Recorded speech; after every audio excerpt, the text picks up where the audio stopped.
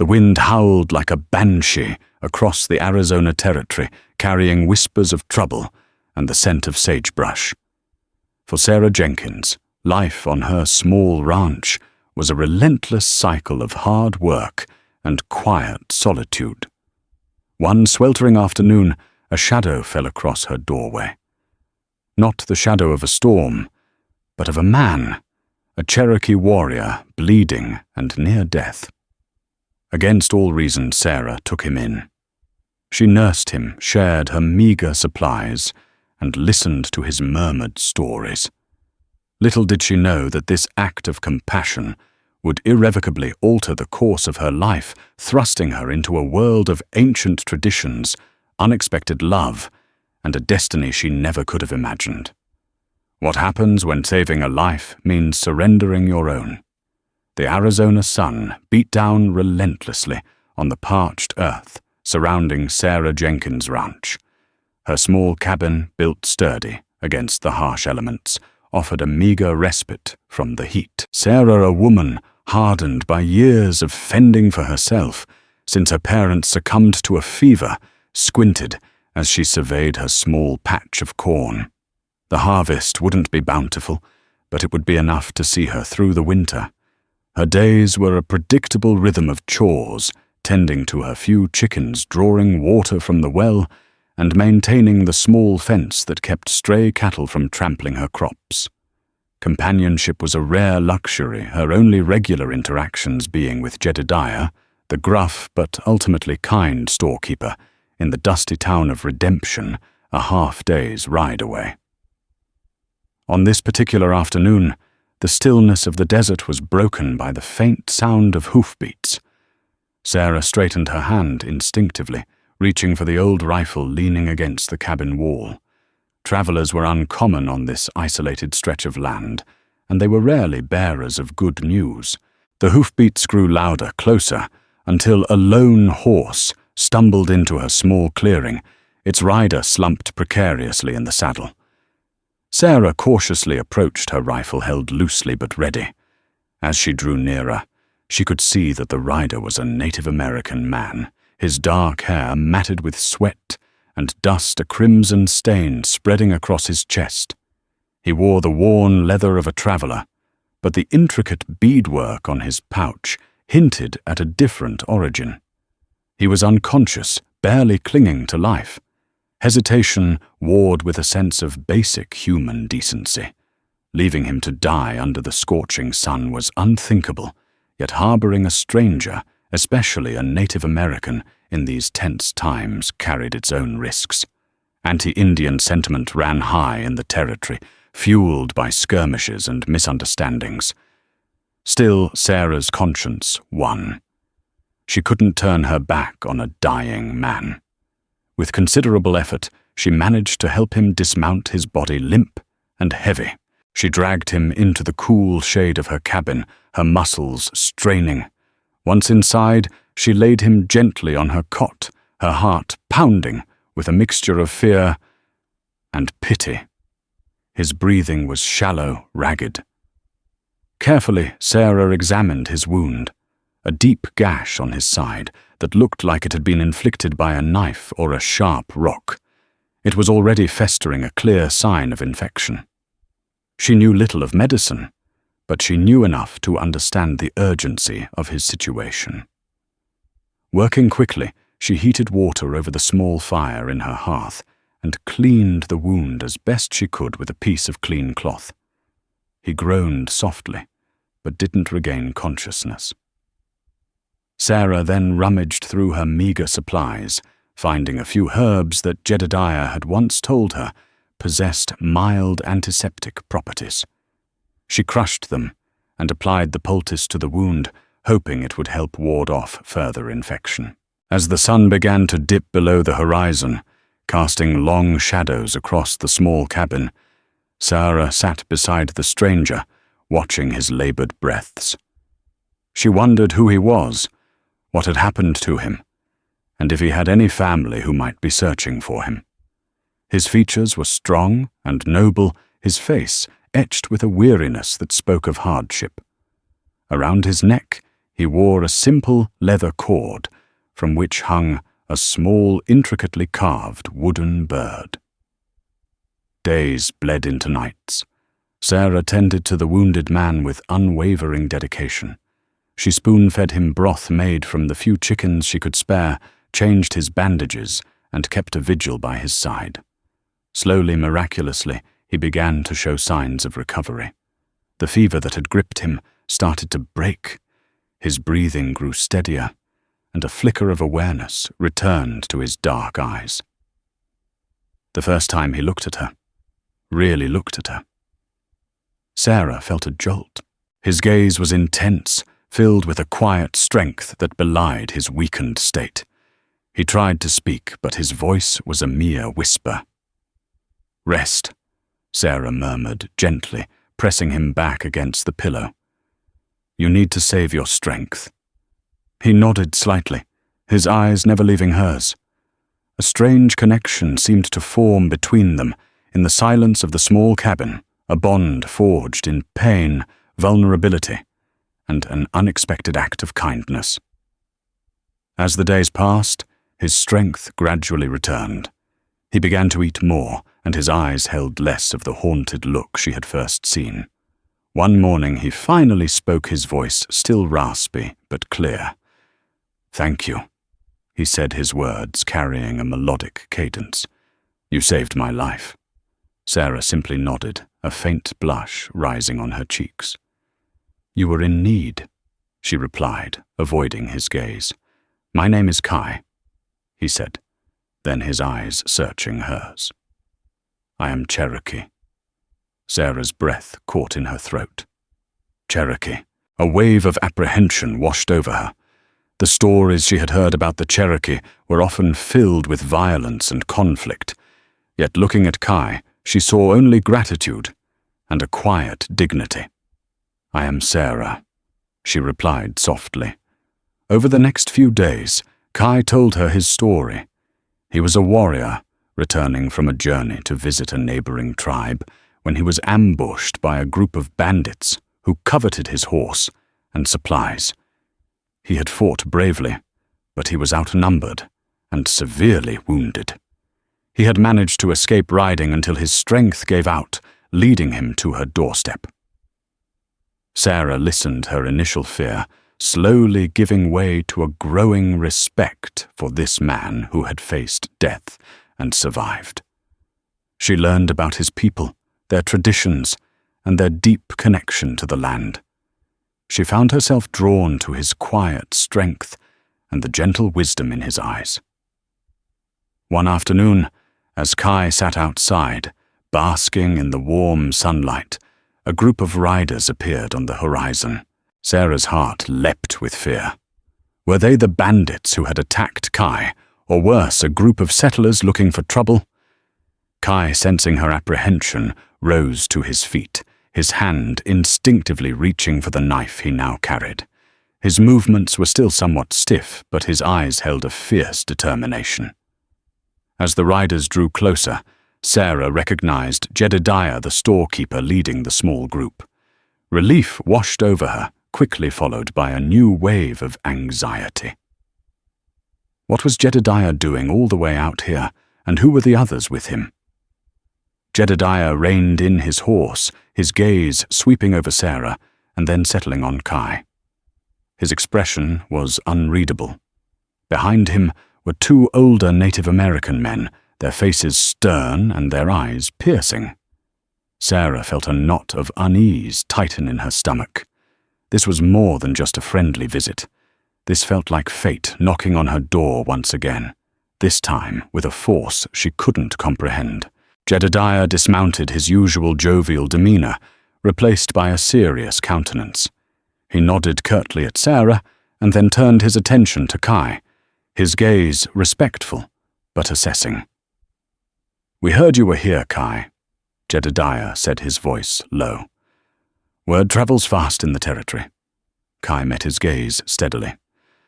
"I am recovering, Jedediah, thanks to the kindness of Sarah." He gestured towards her with a slight inclination of his head. The two older Native American men dismounted slowly, their eyes never leaving Kai. They were dressed in simple but dignified attire, their weathered faces etched with the wisdom of years. One of them, taller and with silver threads woven into his long black hair, stepped forward. "I am Chaitan," he said, his voice deep and resonant.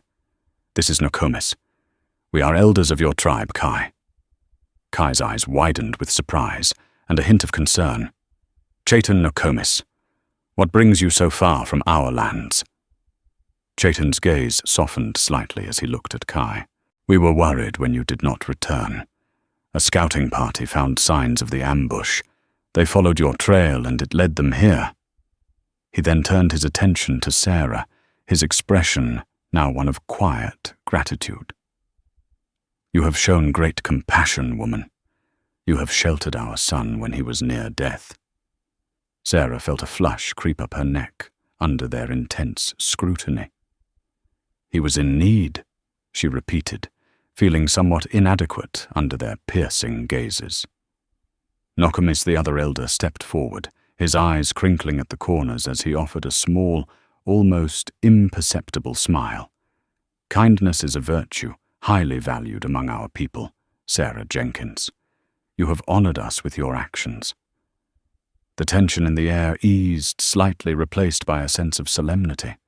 The elders spoke with Kai in their native tongue for a few moments, their voices low and urgent. Sarah could only watch, feeling like an outsider in her own home. When they turned back to her, Chaitan's expression was grave. "Kai has told us of your care for him, Sarah. He speaks of your courage and your unwavering support during his recovery." Sarah shifted uncomfortably. She had simply done what she felt was right. She hadn't expected any recognition, certainly not this kind of attention. Then Chaitan's next words sent a shock wave through her. "According to our traditions, a woman who saves the life of a warrior holds a sacred place in his life. It is a debt that must be repaid, an honor that must be acknowledged." Sarah frowned, confused. "I don't understand." Nokomis stepped forward again, his gaze gentle but firm. "Our traditions dictate that when a warrior's life is saved, in such a way a bond is formed. The Great Spirit has intervened. The elders have spoken. Sarah Jenkins." He paused, his eyes meeting hers directly. "It is the will of our people that you shall become Kai's wife." The words hung in the air, heavy and unbelievable. Sarah stared at them, her mind reeling. Marriage to a man she barely knew, a man from a completely different world, who had been listening intently, stepped forward, his expression a mixture of surprise and what looked like acceptance. "Sarah," he said softly, his voice filled with a sincerity that tugged at her heart. "Our ways are different from yours. This is a great honor, a way to forge a bond between our people and acknowledge the life debt I owe you." Sarah's mind raced. She thought of her solitary life, the quiet independence she had fought so hard to maintain. The idea of suddenly being bound to someone, especially under such unexpected circumstances, was both terrifying and strangely intriguing. Jedediah, who had been observing the exchange with a mixture of curiosity and concern, finally spoke. "Now hold on just a minute," he interjected, his brow furrowed. "Sarah has a say in this, doesn't she? You can't just force her into marriage." Chaitan turned to Jedediah, his gaze unwavering. "We do not force anyone, friend. We follow the ancient laws and traditions of our people. We believe that the Great Spirit guides these matters. Sarah has the right to speak her heart." All eyes turned to Sarah. She felt the weight of their expectations, the pull of a tradition she didn't understand, and the undeniable presence of Kai, whose gaze held a mixture of hope and apprehension. She looked at Kai, really looked at him. In the short time she had known him, she had seen his strength, his resilience, and the quiet kindness he had shown her in return for her care. There was a nobility about him, a sense of integrity that resonated with her own deeply held values. But marriage, it was a lifelong commitment, a merging of two lives, two worlds. Could she truly envision a future with this man bound by a tradition that felt so foreign? Her gaze then shifted to the elders, their faces etched with a conviction that spoke of deep-rooted beliefs. She understood that for them, this was not merely a suggestion, but a matter of profound cultural significance. To refuse would be to disrespect their traditions, to undermine the bond that had formed between her and Kai. And then there was Kai himself. He hadn't pressured her, hadn't demanded anything. His eyes held a vulnerability that touched her deeply. He saw this as an honor, a sacred duty. Sarah took a deep breath, her mind still swirling with uncertainty. But a part of her, a small, unexpected part, felt a flicker of something else, a sense of destiny perhaps, or maybe just a willingness to embrace the unknown.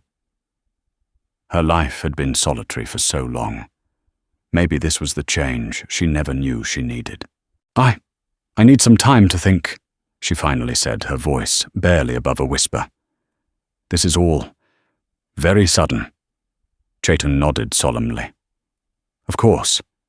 We understand. We will camp nearby. Take the time you need, Sarah Jenkins. But know that the heart of our people waits for your answer. The elders turned and walked towards their horses, their movements dignified and unhurried. Kai watched them go, then turned back to Sarah, his expression unreadable. Jedediah placed a comforting hand on her shoulder, his eyes filled with concern. "Are you all right, Sarah?" he asked gently. "You don't have to do anything you don't want to." Sarah looked at Jedediah, her loyal friend, her only connection to the world she knew. She saw the worry in his eyes, the unspoken questions. She knew that her decision would not only affect her own life, but would also have implications for her relationship with him and the small community of redemption. "I don't know, Jedediah," she admitted, her voice trembling slightly. "I just don't know." As the sun began its final descent, casting long, dramatic shadows across the landscape, Sarah stood in the doorway of her cabin, watching the smoke rise from the elders' small campfire in the distance. The weight of their ancient tradition, the unexpected presence of Kai, and the uncertainty of her own heart pressed down on her. The quiet solitude she had once cherished now felt heavy with the burden of a life-altering decision. The knock on her door had not just brought a dying man, it had brought a destiny she never could have foreseen. The next few days were a whirlwind of emotions for Sarah. She found herself constantly caught between the familiar comfort of her solitary routine and the unsettling yet intriguing prospect of a life intertwined with Kai and his people. Kai, sensing her inner turmoil, was respectful and reserved. He helped her with her chores, his quiet presence, a comforting contrast to the storm raging within her. He spoke of his life among the Cherokee, their deep respect for nature, their strong sense of community, and the intricate web of their traditions. He didn't pressure her for an answer, but his eyes often held a silent plea, a hope that she would accept the path laid out by his elders. Jedediah visited her daily, his concern evident in his every word and gesture. He offered her practical advice, reminding her of the challenges and uncertainties of marrying into a different culture. He spoke of the potential for misunderstandings, the differences in language and customs, and the prejudices that existed between their two worlds. "Sarah, you're like family to me," he said one evening, sitting on her porch as the twilight painted the sky in hues of orange and purple. "I just want what's best for you. Are you sure about this? Do you even love this man?" Sarah sighed, running a hand through her hair. "Love, Jedediah? I barely know him. But there's something about him, a quiet strength, a sense of honor, and I can't deny the gratitude I feel for his survival. It feels significant somehow. Significant, maybe. Jedediah conceded. But marriage is more than just gratitude, Sarah. It's a lifetime commitment. Are you ready to leave everything you know behind? His words struck a chord. Her small ranch, her independent life. It was all she had ever known. The thought of abandoning it, of venturing into a world so different, filled her with apprehension. One afternoon, Chayton and Nokomis approached her cabin. Their expressions were patient, but Sarah could sense the underlying expectation. "Sarah Jenkins," Chayton began, his voice gentle but firm. "Have you considered our proposal?" Sarah took a deep breath. "I have," she replied, meeting his gaze. "And I am uncertain. Your traditions are very different from mine. I don't know if I would be a good wife to Kai, or if I could truly understand your ways." Nokomis stepped forward. "Understanding comes with time, and an open heart, Sarah. What matters is the bond that has already been formed, the life that was saved. The Great Spirit works in mysterious ways. We believe this is the path that has been laid out for you." Kai, who stood a little behind the elders, stepped forward. "Sarah," he said, his voice earnest. "I understand your hesitation. Our lives are different. But I promise you, I would honor you, respect you, and cherish you according to the ways of my people. I would learn your ways, and you would learn mine. We could build a bridge between our two worlds."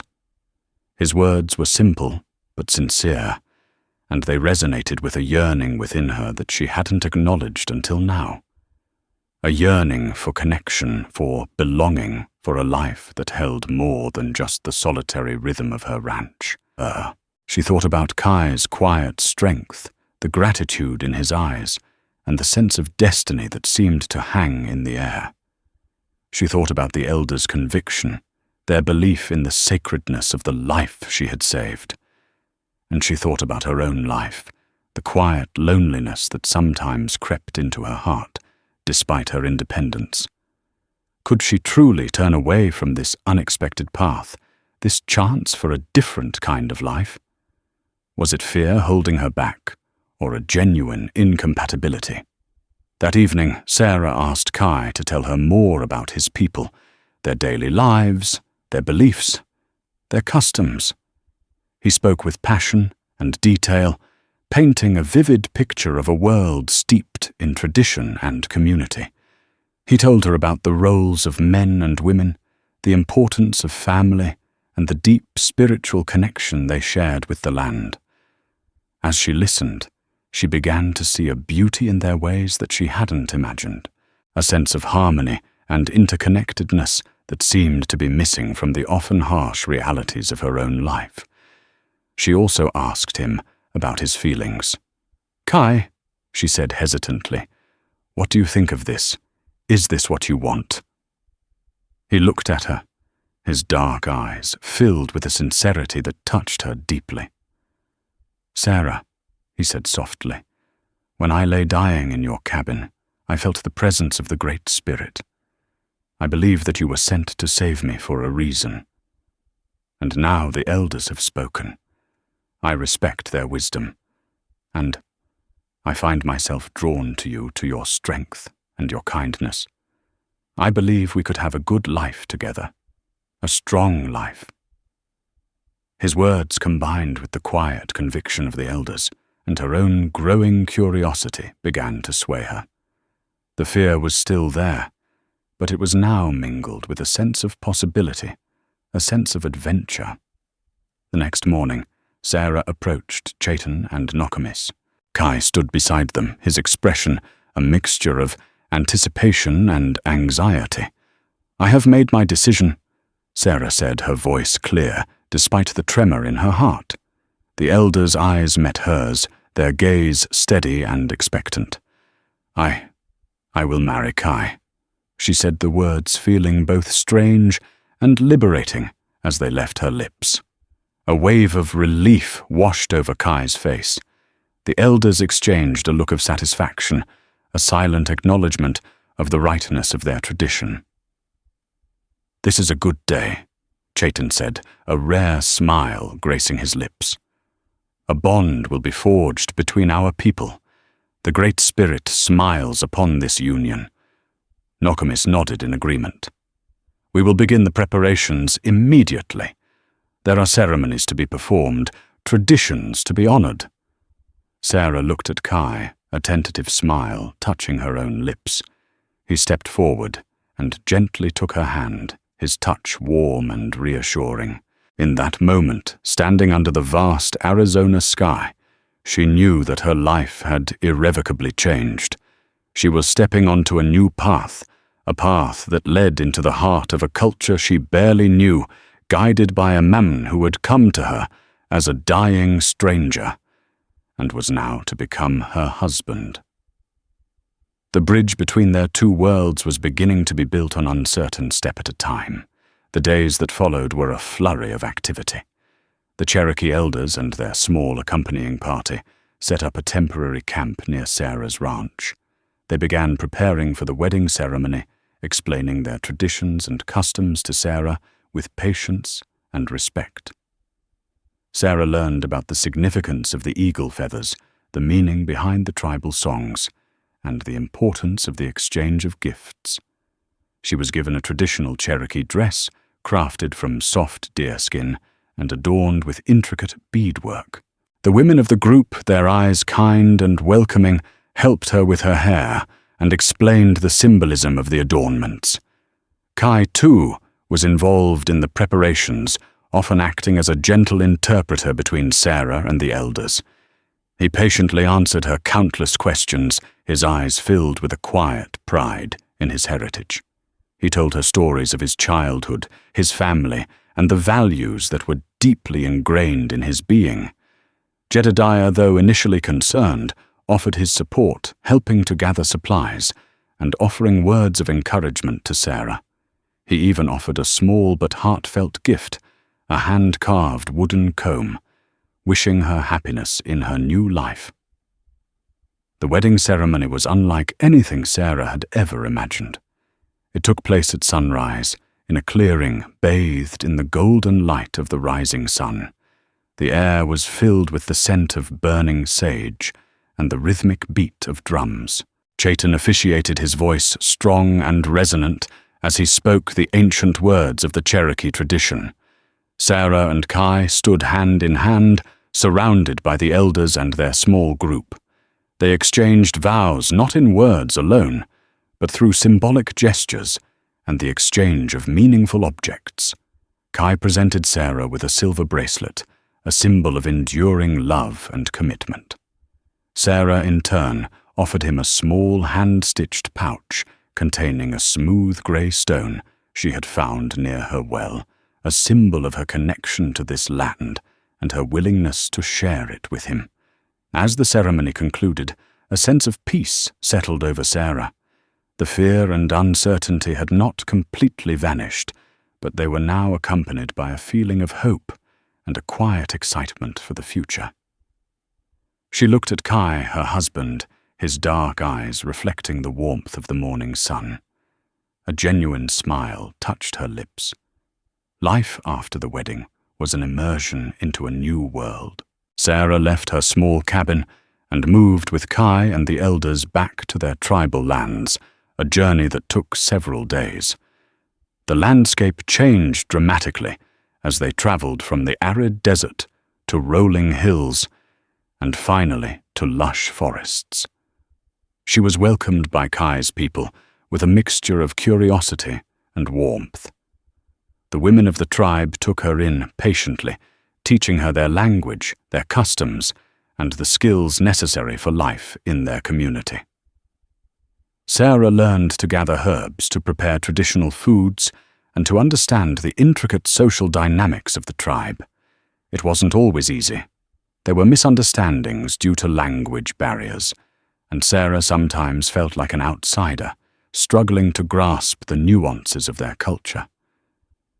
But Kai was always there, a patient and loving guide, explaining things to her, bridging the gap between their two worlds. She learned about their deep respect for the land, and all living things, their strong sense of community, and the importance of balance and harmony in their lives.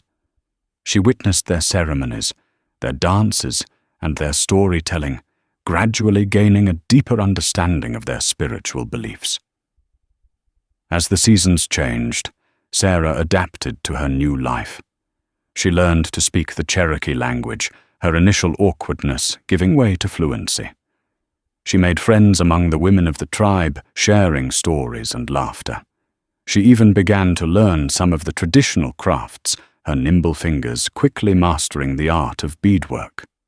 Kai proved to be a kind and devoted husband. He honored her independence and respected her individuality, while also introducing her to the richness of his own culture. They found common ground in their shared values of hard work, loyalty, and respect for others. Their bond deepened with each passing day, growing from a sense of gratitude and obligation into a genuine and abiding love. One evening, sitting by the fire with Kai, Sarah looked up at the star-filled sky, a sense of contentment washing over her.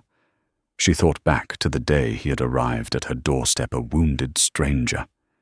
She had sheltered him, saved his life, and in doing so had unknowingly opened herself up to a future she could never have imagined.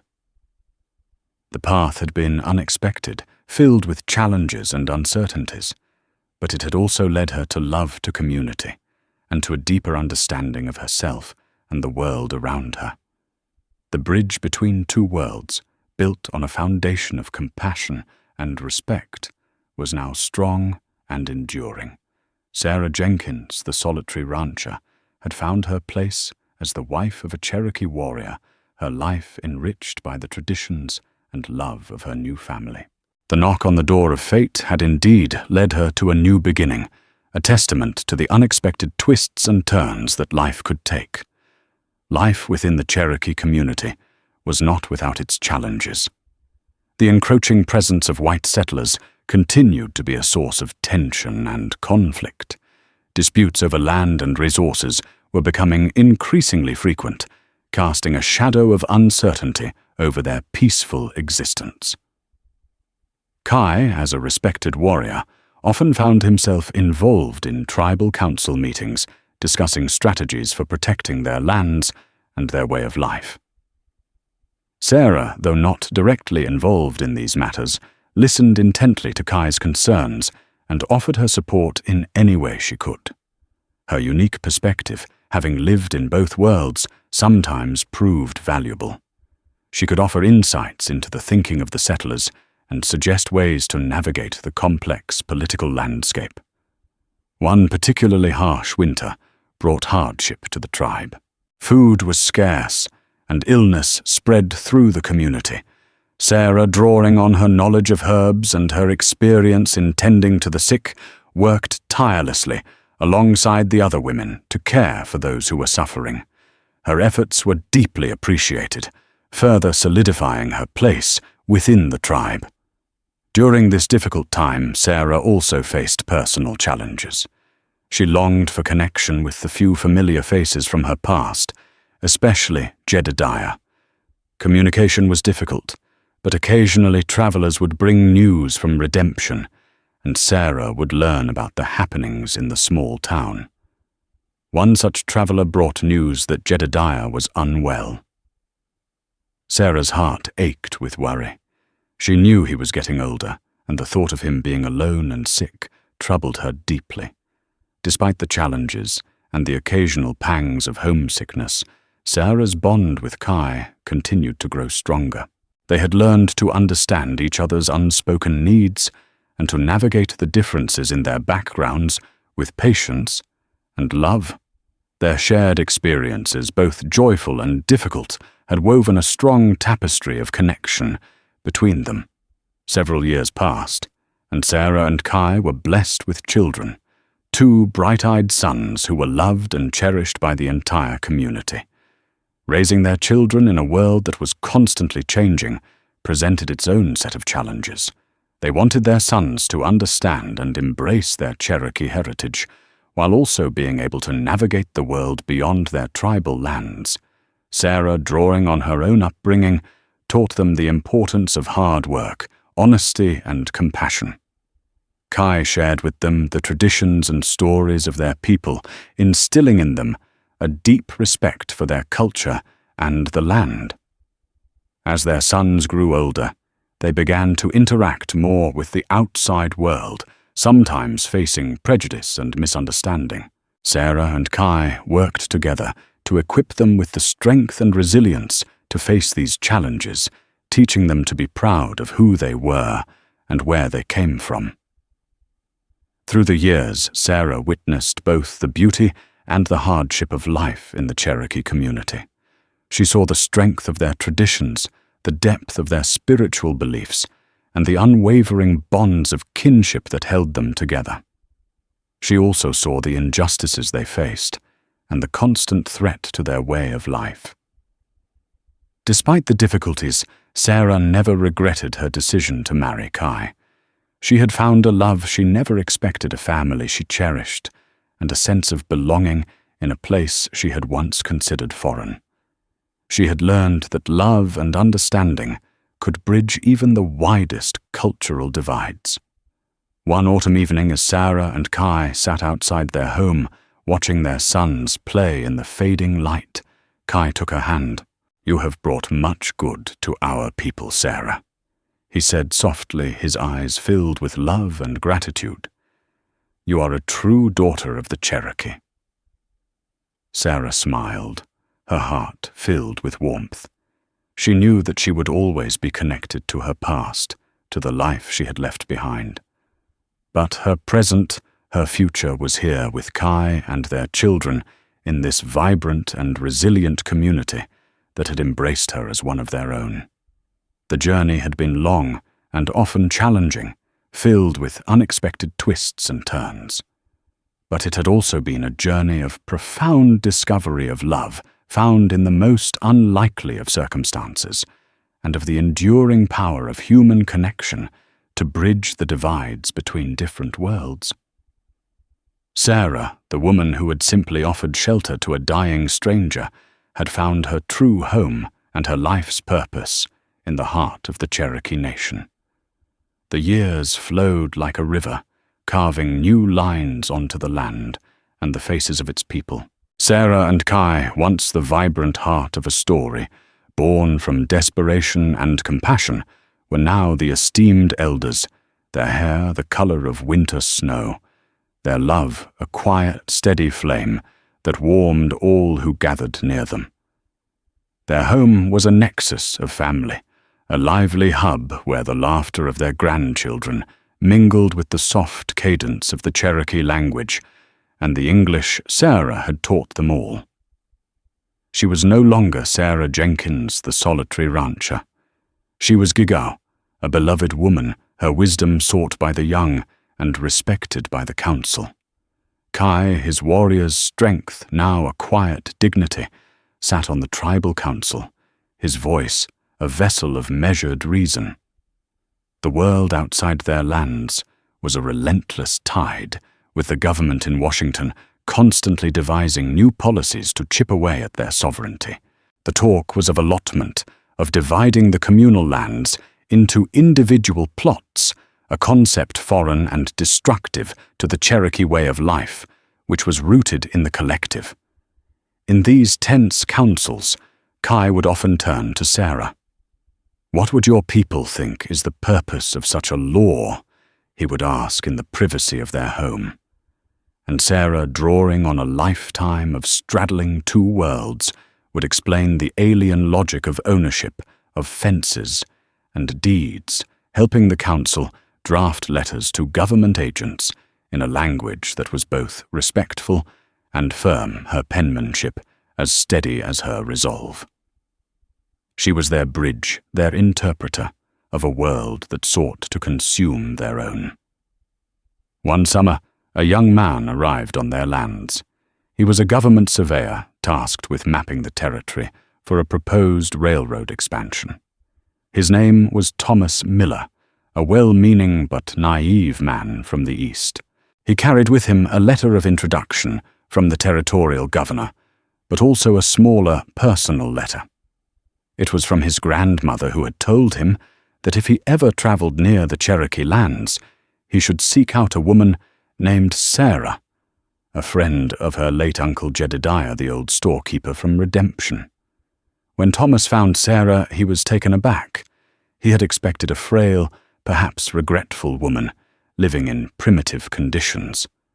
Instead, he found a matriarch of luminous grace presiding over a large, thriving family, her English articulate, and her gaze sharp and intelligent. "Jedediah," Sarah said softly, the name a warm memory on her tongue. He was a good man, a true friend.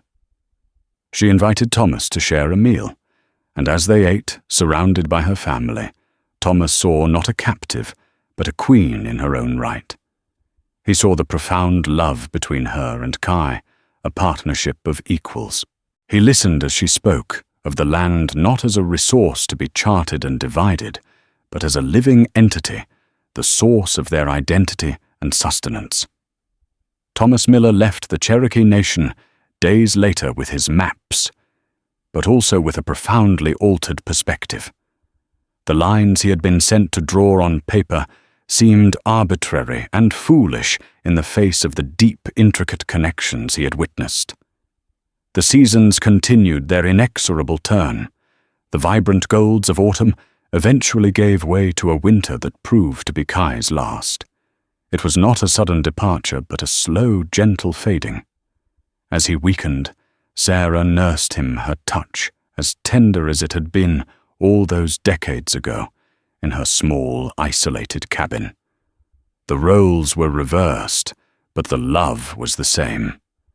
She would hold a cool cloth to his brow, spoon broth into his mouth, and read to him from the worn Bible she had kept its verses, now intertwined with the Cherokee stories he had told her. When Kai's spirit finally journeyed onward, it was on a peaceful moonlit night, with Sarah holding his hand and his children and grandchildren singing the old songs around him. The community's grief was deep and palpable. He was a great warrior, a wise leader, and a beloved husband and father.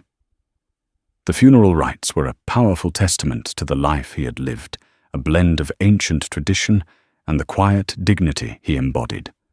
They wrapped him in a blanket rich with the beadwork Sarah had taught their daughters to master, and laid him to rest on a hill overlooking the river he had loved.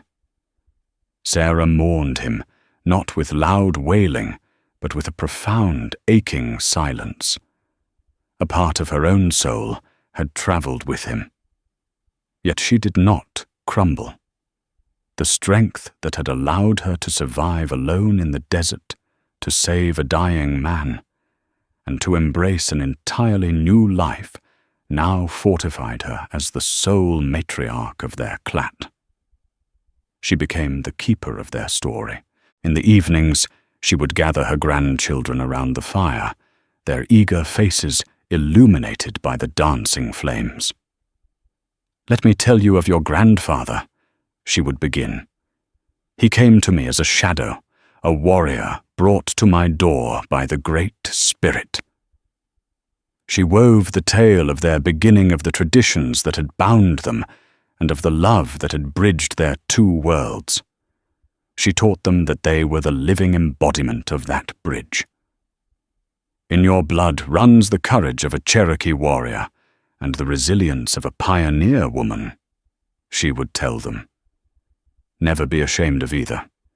You are a testament that different worlds can meet not in conflict, but in love." Years later, when Sarah's own time came, it was as gentle as a falling leaf. She passed in her sleep, a faint, contented smile on her lips, as if dreaming of a long-awaited reunion. The entire nation mourned her. She was Gigao, the beloved woman, the white woman who had become one of them, not by conquest or force, but through an act of pure compassion. They buried her beside Kai on the hill, their graves marked by simple stones overlooking the land they had both cherished. Their legacy was not carved in stone or written in history books. It was a living, breathing thing. It lived in their children and grandchildren individuals who could navigate the complexities of the modern world without losing the ancient wisdom of their ancestors. The story of Sarah and Kai became a sacred text for their family, a foundational myth whispered from one generation to the next. It was a story that defied the simple, violent narratives of the Wild West, offering instead a more complex and hopeful truth that even in an age of conflict and prejudice, a single act of kindness could rewrite destinies, and that love in its purest form knows no borders and recognizes no strangers. The bridge they built did not just connect two people. It created a new, stronger path forward for all who followed. Decades after Sarah's passing, the world had changed immeasurably. The Arizona Territory was no more swallowed by the expanding United States. The small ranch where Kai had first sought refuge had long since returned to the dust, its memory living only in the stories passed down through Sarah and Kai's descendants. The Cherokee people, despite facing immense hardship and displacement, had persevered, their spirit unbroken, their traditions evolving, yet remaining deeply rooted. Sarah and Kai's great-granddaughter Elara Wolfwalker carried the weight and the beauty of their legacy within her. Born in the late 20th century, Elara grew up hearing the stories of her ancestors, the solitary white woman with a fierce heart, and the noble Cherokee warrior whose life she had saved. These tales were more than just family history. They were the foundation of her identity, a constant reminder of the interconnectedness of different worlds and the enduring power of love and compassion. Elara lived on a portion of the Cherokee Nation land, now in Oklahoma. She was a woman of her time, educated and engaged with the modern world, yet deeply connected to her Cherokee heritage. She worked as a historian, dedicating her life to preserving and sharing the stories of her people, including the unique and powerful tale of Sarah and Kai. The late 20th century brought its own set of challenges for Native Americans. The fight for sovereignty, for the recognition of treaty rights, and for the preservation of their culture continued. Elara was actively involved in these struggles, using her knowledge and her voice to advocate for her community. One day, while researching in the tribal archives, Elara stumbled upon a collection of letters that had belonged to Sarah. These letters, carefully preserved by Kai and his descendants, offered a more intimate glimpse into Sarah's thoughts and feelings during her early years in the Cherokee Nation. They spoke of her initial anxieties, her gradual understanding of Cherokee customs, her growing love for Kai, and her deep respect for the resilience of his people. Reading these letters, Elara felt a profound connection to her great-grandmother. She saw the courage it must have taken for Sarah to leave her familiar world and embrace a new way of life. She understood the challenges she must have faced and the unwavering love that had sustained her. Among the letters, Elara found a series of correspondence between Sarah and Jedediah. These letters, spanning several years, revealed a deep and enduring friendship. Jedediah had worried about Sarah, but he had also respected her choices and had continued to offer his support from afar. His letters spoke of the changes in redemption, the arrival of the railroad, and the slow but steady march of progress.